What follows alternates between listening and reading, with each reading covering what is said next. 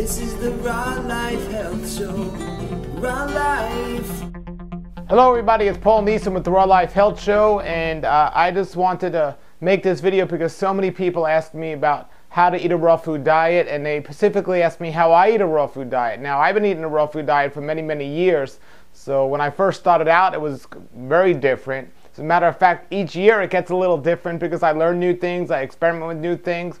I remember when I first started eating a raw food diet, I met a fellow named Dr. Fred Bishey who had been eating a raw food diet for 20 to 30 years prior to that. And, you know, he told me, he said, don't try to do what I'm doing. I've been doing this 30 years, you know. At the beginning, it's going to be different.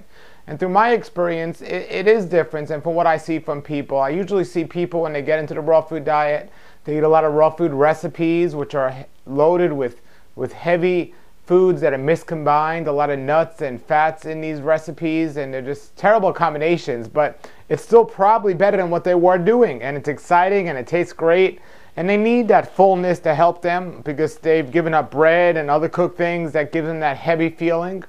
So that's how it usually is at the beginning, but then people start to follow food combining a little bit more and they start getting a little bit more careful.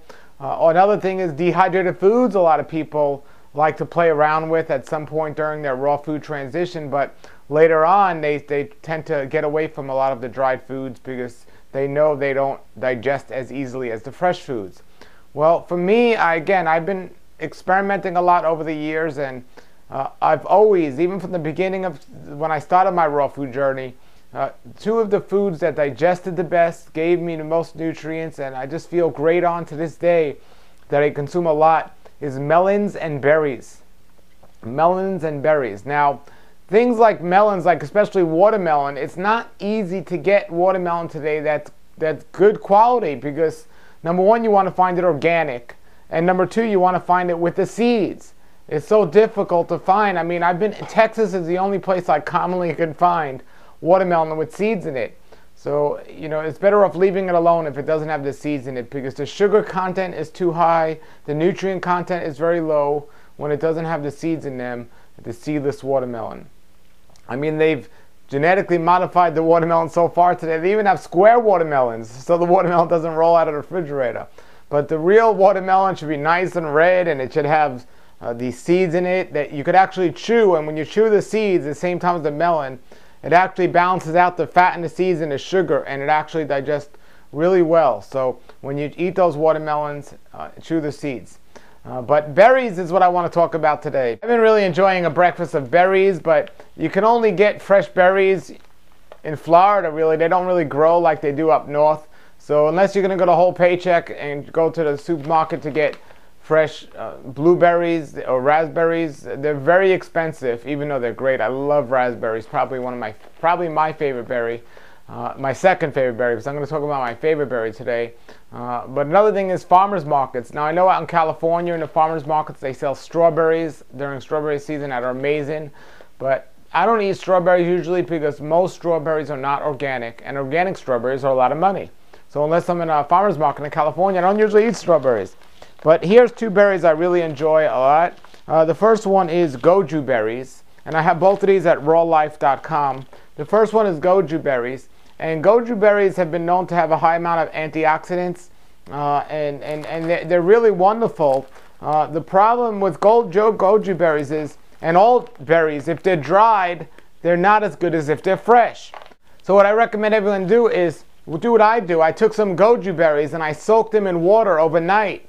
And yes, the berries aren't as sweet, but that's a good thing because they're the way in the original state they should be. Somebody recently, I was in Kansas City and they brought me some fresh goju berries. For the first time in my life, I've had them fresh. And they taste nothing like dried goju berries. As a matter of fact, they didn't have any taste. They didn't taste very good.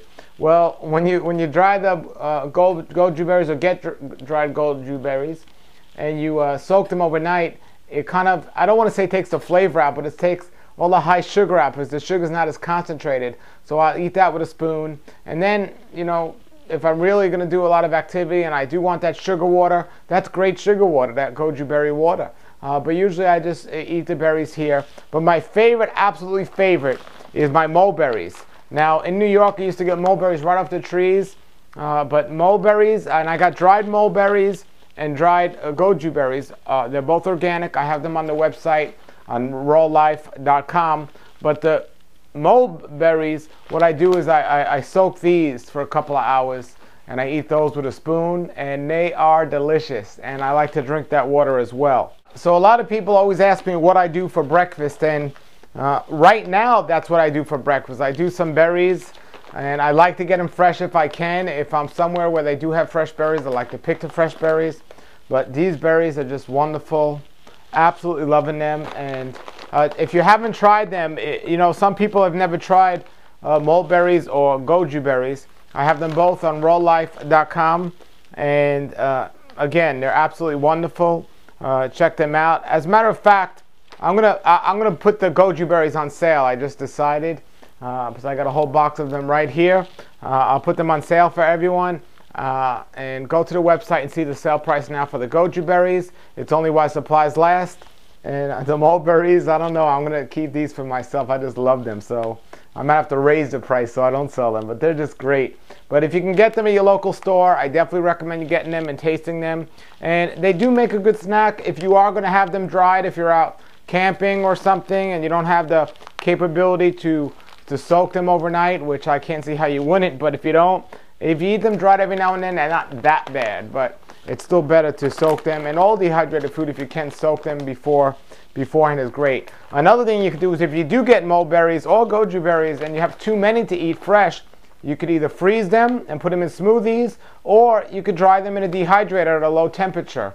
These particular ones are raw and organic, but be careful if you get any dried berries or any dried fruit at all in the typical supermarket, because even though it might be cheaper, not only might it not be organic, but sometimes they add some things to stabilize it and keep it on the shelf longer that are not healthy.